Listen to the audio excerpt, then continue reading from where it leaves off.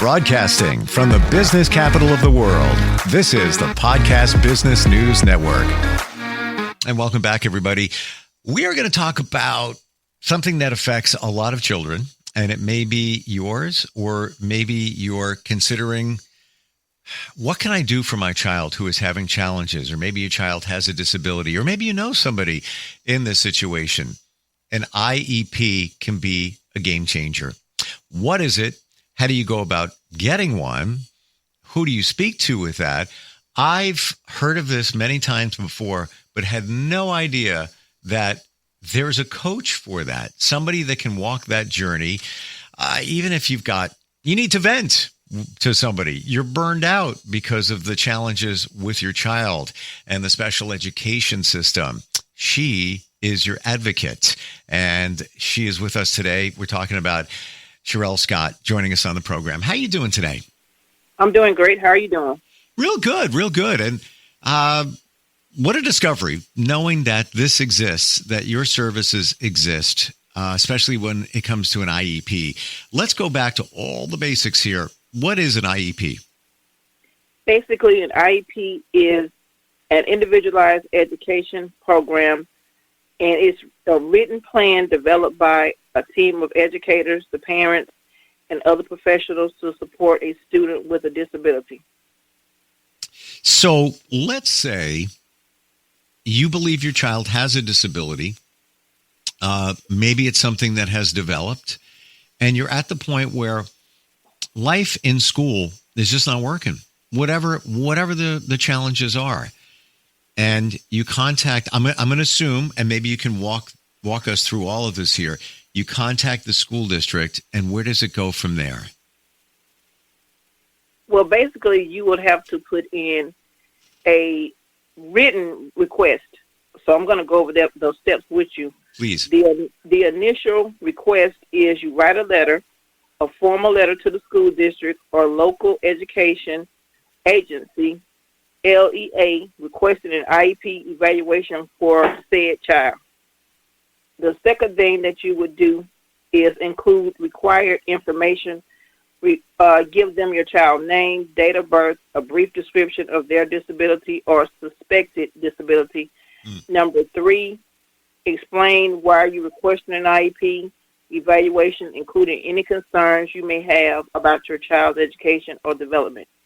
And they can reach out to me, and I can send them a sample letter of how they can do this letter in order to send it to the school in order to get the ball rolling with this process. Do you find a lot of times that parents get pushback from school districts when they write that letter or they contact the district? For the most part, some parents will probably get a pushback because schools are trying to very much keep the funding that they have in the school, not as far as giving out services, as far as its funding constraints. They may be facing constraints that limit the availability of resources, services, and personnel to support the students with disabilities. I'll be honest with you. I've heard some challenges that some parents have had in getting the school district to enact an IEP. Whether it was necessary, does it come down to medical professionals that you have to bring on board for all of this? For the most part, you do have to have your testing done outside, and then you bring the information to the school system that you already had a private person do the testing for your child, and then you inform them of their findings, and then the school, once they write that letter, they have to do the testing as well to determine if they see the same thing that the outside provider did for you and your child. Now, when it's enacted and you have an IEP, what is happening within the school, within the classes? I know it's very individualized. Everything is different, but maybe give an example of a child that has a challenge and what the school district, how they could change things away to make learning easier. Okay, for example, accommodations. If a child has this, you can have dyslexia where you can read and it affects your math and spelling, and you have dysgraphia, which is a component of dyslexia, where the teacher cannot figure out the child writing. They're going to say, well, I can't understand this scribble. Well, if you would have read the IEP, you would have known that they had dysgraphia, which is not considered scribble.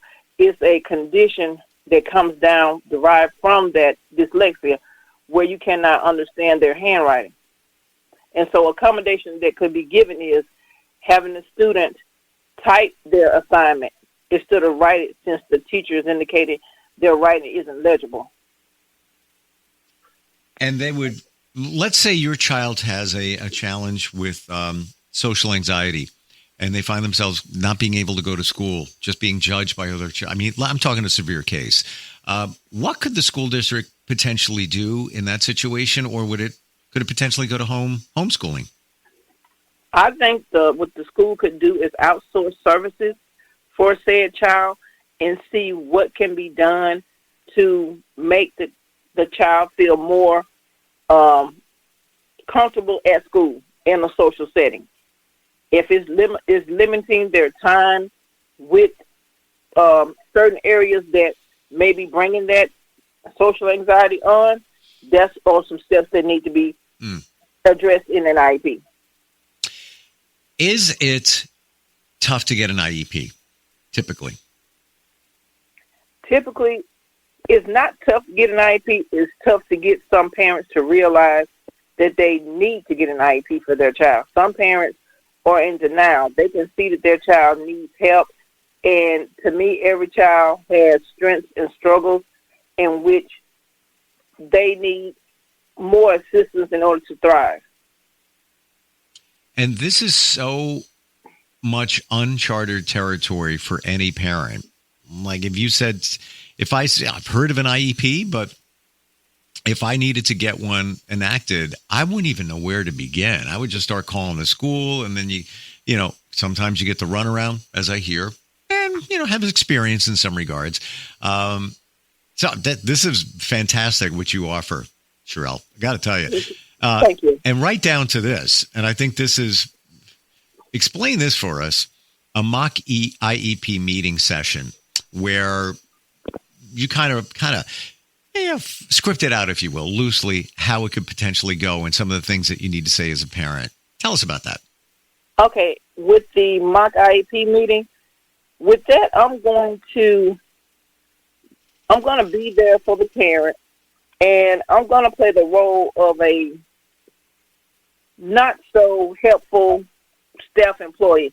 They're going to be telling me everything. Like when you go to an IEP meeting, they're going to be sitting around a table. First thing they're basically going to do is tell you all the things that the student is not doing. And me personally, I would like to hear the strengths that the student has before I hear the struggles that the student has. Because I don't want to, if you don't like certain verbiage that they're using, you can tell them to omit that verbiage. I had a parent say they were calling her child silly boy. If you don't want to hear them call your child silly boy, omit it. I want those words, that verbiage took out of that IEP. I don't want it in there. So it's just the parents got to have knowledge of what they can say and can't say. And with the mock IEP meeting, I'm getting them ready to know what they can say and what they can't say and what they look forward to once they go into that meeting. So they'll feel more calmer going in versus having anxieties of going in and not thinking anybody's going to listen to what they say. They're not going to be seen, and their input is pretty much overlooked. Do you feel that there are some times where school districts will fight it, will come up with reasons, or need massive proof to enact an IEP because of budget concerns? I really believe that as well. But in actuality, legally, the staffing issues should have no part or weight on making decisions about your child's needs. Your child needs don't depend on the staffing. The staffing depends on the needs. And aren't there many laws regarding special education in schools? There are many laws, but in order for a parent to have some, as far as the parent really has to get to the point of saying, hey, I'm going to fight for my child because my child has rights. Yep. And as long as I let the school system run over my kids and give them the bare minimum, or breadcrumb them, or gaslight them, or tell me that you're going to do this, and this for my child, but when it comes time to do it, nothing is done. If you want to sit there and see the goals that the child met, they don't have any goals being met. And then they'll turn around and ask you, well, what are you doing for them at home? Yeah. They want to play the role of guilt trip. And the parent sees far more than the educator sees, because you're with that child for a larger amount of time than the school system is. So to discredit what the parent sees and what the parents go through is totally disheartening, because parents suffer from burnout as well. Especially if you have a child that has some challenges. Yeah. Wow. Sherrell, tell us how this all came about for you, somebody that's helping parents and their children. Tell us about your journey. Well, me personally, I have personal experience with empowering families and giving them the knowledge and the skills they need to advocate for their child. And what made you want to do this? I wanted to do it because, when you have a passion to equip and empower parents with special need kids, that really helps them to know that somebody is on my side. And I'm in it for the outcome, because I want to see a better outcome for them and their child, because their child is entitled to thrive once the proper accommodations are given. Do these laws vary greatly from state to state? For the most part, some do vary from state to state, but if you don't feel that you're being heard, what you can always do is contact your local state legislators and inform them of what's going on in the state in which you reside. Gotcha. So you got to start moving it up the flagpole, so to speak. Of course, because they've had parents that have dealt with retaliation issues when the parents turn in the school system to the Department of Education. They turn around and turn them in, saying that they were an unfit parent. I mean, it's just so many horror stories. I could go on and on with how they want to turn around and do retaliation. But if you were doing your job in the first place, it wouldn't be a need to retaliate on a parent. Yeah, and it's I've heard these stories too. As being a parent and talking to others, where the school district will flip it around. Like, you're 100% right. Like, I've heard of it. Like, well, what are you doing? Well, I'm doing the best I can.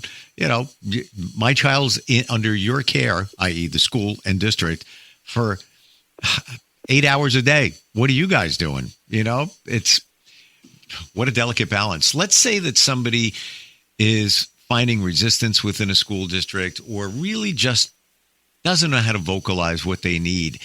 What level would you come in there, if any, to help a parent? Would you advocate on behalf of them? Would you be on a call with them if needed? Well, initially with me, they would have to do a $47 discovery call. And with that discovery call, we're going to be, I'm going to talk to the parent and see exactly what is going on at that given time.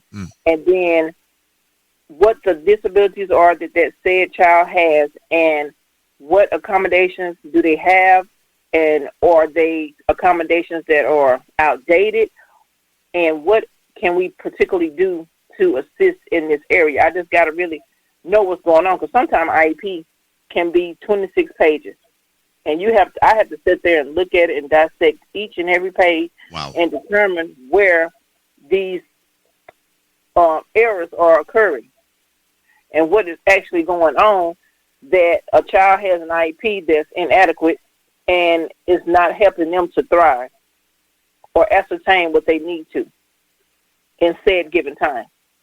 Can you give an example, and it's all confidential, okay, of a situation where a parent had a child with challenges and then you helped them move things forward within the school district? Yes, I had an issue where a parent was saying that her daughter had went without a speech therapist from December up until March. And they kept on saying they did not have anyone. It was staffing. It was a staffing issue. And I told her the best thing to do is just put that in writing. Inform the school system what's going on, because sometimes you have to put the letter down saying the speech therapist wasn't there, their name is attached to it, the principal at their school, and then everybody that's over the Department of Education, make sure everybody has it. Superintendent, everybody has it, so they can't say, well, I didn't know this was going, I didn't know that was going. And then once she informed everybody, the next step is for them to outsource the services, because the child has went too long without the services, and the school was pretty much aware of it because they knew who they have on staff. And then if you got a speech therapist, you got her jumping from one campus to another campus, and she's never there, that's not the child's fault. It's the school fault for not having the staffing proper place for the child to receive such services. I love your approach, and part of that is you don't take anything. Absolutely. You are, for the parent, you're their back, if you will, giving them fuel and strength to move forward. I'm not going to get into detail here, but I've dealt with school districts and challenges with my kids, et cetera. Many times it's a challenge, and it's not a simple, email that you send. It's a process and meetings and Zooms and phone calls, and there's a lot that goes into it, and it can be intimidating as a parent and very emotional too, because you want the best for your child, and of course you're paying taxes to the school district. You feel they have a responsibility as well. So what you do, you sound like you're very passionate in terms of what you do, Sherrell.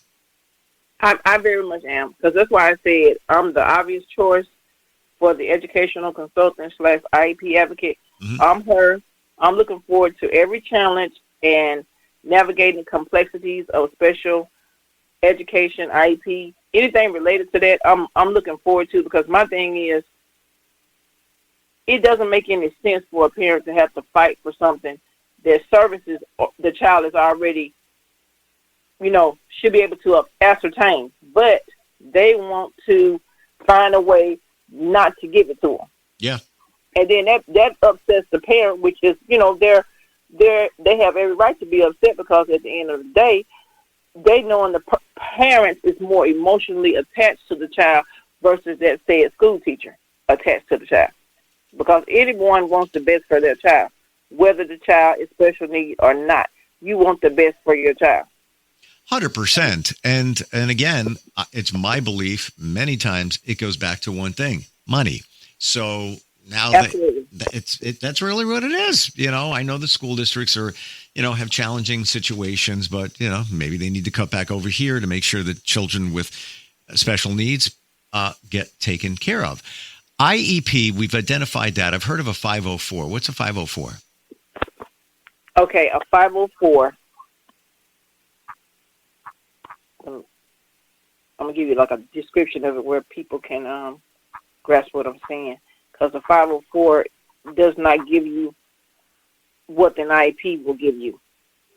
A 504 is a formal plan developed by a school or educational institute to provide accommodations and support for a student with a disability. Okay, so what that is a plan developed under Section 504 of the Rehabilitation Act of 1973, a federal law that prohibits discrimination against individuals with disability. The plan outlines accommodations services a student needs to assess the education equally. It's basically, they don't have to, like with a 504, it's not like an IEP. You don't have to have those meetings within 504. You just may put something in place saying student needs to have sensory time. It's really not like an IEP where you got to go back and have these meetings. They'll just put something in place saying, okay, for example, let me give you an example right here. Okay, IEPs and 504s plans. Okay. Give me an example of a 504. Okay, so IEPs and 504 plans do not transfer to a college. Those are public educational tools. I know some people had a question about that. Once they go to college, it's a different setup, but I'm going to give you what I have for that. If I remember correctly, I thought the IEP they have like different designations of disabilities, and you have to hit at least one or more of them, like a dozen of them. But a 504 would be anything, any disability. But then it comes right back to what's a disability, you know? Okay, I got it. 504 plan ensures, like, for example, a person was telling me, hello, they are given extended times on tests, and I'm going to just make up a name. I'm going to say, I'm going to give a quick name. Ivy. Mm-hmm. Okay, Ivy, I'm going to change it. Rain. Rain has math and reading intervention teacher. I also have Rain a tutor twice a week. I have documentation on everything they agreed upon giving child. Okay, students' grades have came up since the post when I was interacting with her. She was telling me what had happened for her child. I've already checked out, and this is where I call you. You handle it. Seriously, as a parent, it's like gets too. There's so much involved in here, so many different regulations. Again, determining what a disability I gave an example. What about social anxiety? Does that come under that category of a disability? I don't know. And maybe the school says yes or says no. Then if they say no, then now we have to elevate it and advocate for that. So much involved here. And that's where it's important to have somebody walk that journey with you. And it's not easy to just, say, hey, I need to find a parent who's done this before. Where do you find one? I doubt there's Facebook groups out there that you can connect with that easily. Sherrell, how do we contact you? Even just start a conversation if you're concerned about your child or the way the school is taking care of their situation. Okay, you can contact me with on my website, www.iepparentadvocacyarc.com. On there is a section where you can leave your name, email address, number, and then I will obtain it and I'll contact you once I receive that message. I also have a number. You can call me 877-809-0707. And my email address is iepparentadvocacyarc@gmx.com. Gotcha. Once again, IEP Parent Advocacy ARC, that's ARK.com. Got concerns about your children or child?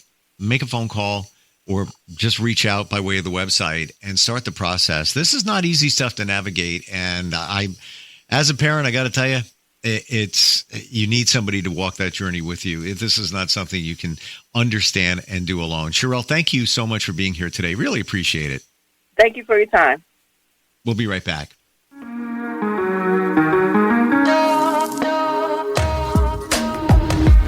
Broadcasting from the business capital of the world, this is the Podcast Business News Network.